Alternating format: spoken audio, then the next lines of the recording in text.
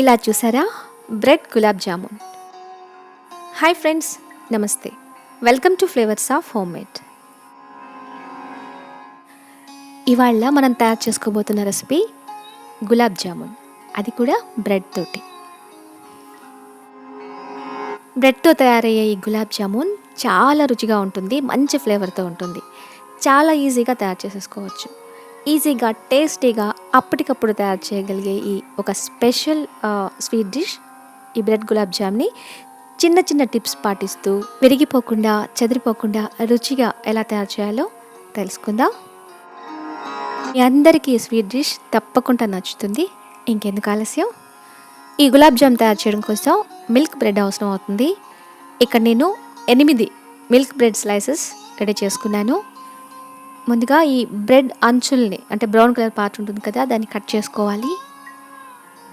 ఇలా అన్ని స్లైసెస్కి అంచుల్ని కట్ చేసుకున్న తర్వాత చిన్న చిన్న ముక్కలుగా రెడీ చేసుకోవాలి. ఇప్పుడు ఒక మిక్సీ జార్ తీసుకుని అందులో ఈ బ్రెడ్ ముక్కల్ని వేసుకుని పల్స్ మోడ్లో కొన్ని సెకండ్ల పాటు రన్ చేస్తే ఇది రఫ్గా పొడి అయిపోతుంది. సో ఇలా రఫ్గా పొడిని రెడీ చేసుకోవాలి. ఇప్పుడు గులాబ్ జామున్కి అవసరమైన పాకం రెడీ చేసుకుందాం. స్టవ్ వెలిగించుకుని ప్యాన్ పట్టుకుని అందులో 1 కప్పు చక్కెరని వేసుకోవాలి. అంతే మోతాదులో 1 కప్పు నీళ్ళని కలుపుకోవాలి. అంటే 1 కప్పు చక్కెరకి 1 కప్పు వాటర్ వేసుకుంటే కరెక్ట్గా సరిపోతుంది. ఇలా గరిటతో కలుపుకుంటూ మీడియం ఫ్లేమ్లో 5 నిమిషాల పాటు ఉడికించిన తర్వాత తీగ పాకం వచ్చే ముందుగా స్టవ్ ఆఫ్ చేసుకుంటే సరిపోతుంది. ఇప్పుడు ఇందులో 4-5 యాలకుల్ని దంచి వేసుకోవాలి. ఆ తర్వాత కొంచెం కుంకుమ పువ్వు కూడా యాడ్ చేసుకుంటే బాగుంటుంది. దీనివల్ల మంచి కలర్ వస్తుంది.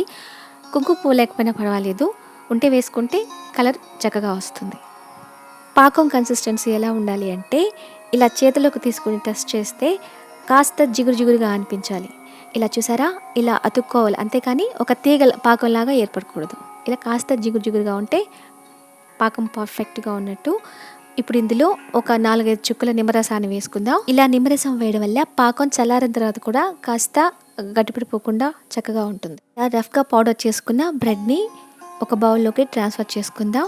ఇక్కడ నేను ఫుల్ క్రీమ్ మిల్క్ని తీసుకున్నాను, చక్కగా క్రీమ్ ఉన్న మిల్క్ని తీసుకున్నాను. కొంచెం పాలు వేసుకుంటూ చక్కగా కలుపుకోవాలి. ఇక్కడ నాకు 4 స్పూన్స్ మిల్క్ అవసరం అయ్యాయి. ఎక్కువ పాలు కలుపుకోవాల్సిన అవసరం లేదు. పిండిని మిక్స్ చేసేటప్పుడు కాస్త గట్టిగా ఒత్తుకుంటూ మిక్స్ చేసుకోవాలి. ఇప్పుడు ఒక చక్కటి టిప్ చెప్తాను. ఇప్పుడు పిండిలో కాస్త నెయ్యి కలుపుకోండి. ఇలా పిండి కలుపుకున్నప్పుడు మధ్యలో నెయ్యి కలుపుకొని ఒక 1/2 టీ స్పూన్ నుంచి 1 టీ స్పూన్ వరకు నెయ్యి కలుపుకొని పిండిని మిక్స్ చేయడం వల్ల గులాబ్ జాములు విరిగిపోకుండా, అంటే ఆయిల్లో ఫ్రై చేసుకున్నప్పుడు విరిగిపోకుండా చెదిరిపోకుండా చక్కగా వస్తాయి. ఇలా నెయ్యి వేసి కలపడం వల్ల మంచి ఫ్లేవర్తో పాటు గులాబ్ జామున్కి మంచి టేస్ట్ కూడా వస్తుంది. పిండి కలుపుకునేటప్పుడు పాల శాతం ఎక్కువై పిండి సరిగా రాకపోతే మధ్యలో ఇంకొక బ్రెడ్ ముక్కను తుంచి వేసుకొని పిండి కలుపుకోవచ్చు, పిండి సెట్ అవుతుంది. ఇలా చూసారా, కాస్త నెయ్యి వేసుకుని పిండిని కాస్త గట్టిగా ఒత్తుకుంటూ కలుపుకోవడం వల్ల పర్ఫెక్ట్ టెక్స్చర్లో మనకు కావాల్సిన విధంగా పిండి తయారైంది. ఇలా ఉండాలి, పిండి ఈ టెక్స్చర్లో ఉండాలి. ఇప్పుడు కొంచెం పిండిని తీసుకుని ఉండల్లా చేసుకోవాలి. మరి పెద్ద సైజు ఉండలు కాకుండా, మరి చిన్న సైజు ఉండలు కాకుండా కొంచెం మీడియం సైజులో ఉండలు చేసుకుంటే సరిపోతుంది. ఈ రౌండ్స్ చేసే విధానం పర్ఫెక్ట్గా ఉంటే గులాబ్ జామున్ కూడా పర్ఫెక్ట్గా విరిగిపోకుండా వస్తాయి. చేతిలోకి తీసుకుని ఉండి ఇలా చుట్టుకుంటూ కాస్త గట్టిగా హార్డ్గా కొంచెం ఒత్తుకుంటూ ఆ తర్వాత స్లోగా రిలీజ్ చేయాలి. అప్పుడు ఉండలు పర్ఫెక్ట్గా వస్తాయి. పిండి మాత్రం సాఫ్ట్గా కలుపుకోవడం, అంటే గట్టిగా ఒత్తుకుంటూ సాఫ్ట్గా కలుపుకోవడం మాత్రం మర్చిపోకండి. పిండిని పట్టే గులాబ్ జామున్స్ కూడా విరిగిపోకుండా వస్తాయి. ఇక్కడ అన్ని గులాబ్ జామున్ రెడీ చేసుకుని రెడీగా పెట్టుకున్నాను. ఇలా చూసారా, పర్ఫెక్ట్గా రౌండ్గా మెరుస్తూ ఎంత చక్కగా తయారయ్యాయో.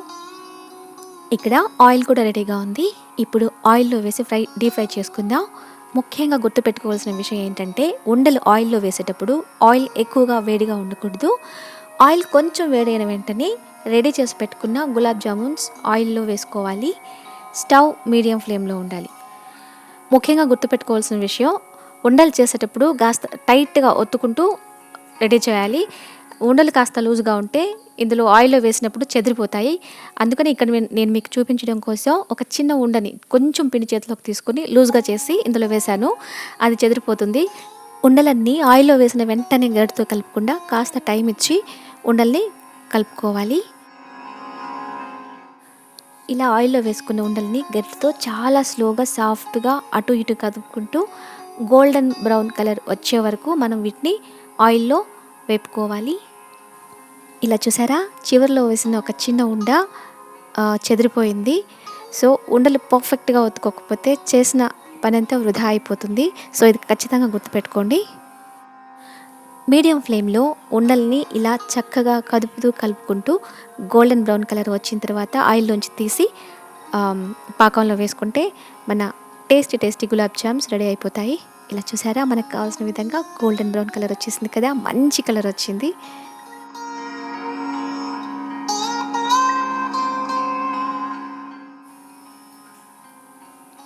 మనకు కావాల్సిన కలర్ వచ్చే విధంగా ఫ్రై చేసుకున్న తర్వాత వీటన్నిటిని ఆయిల్లోంచి తీసి రెడీ చేసుకున్న పాకంలో వేసుకుందాం. పాకం మరీ చల్లబడిపోయి ఉంటే కాస్త వేడి చేసుకోండి.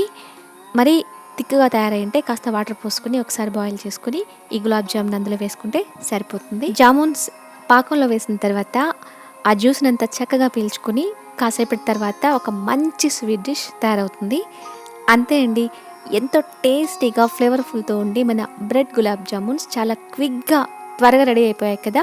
మీరు కూడా దీన్ని ఒకసారి ట్రై చేసి ఎలా వచ్చిందో నాతో ఫీడ్బ్యాక్ పంచుకుంటారా? ఇంకొక ఈజీ అండ్ టేస్టీ రెసిపీతో మీ ముందుంటాను. అంతవరకు ఉంటాను మరి.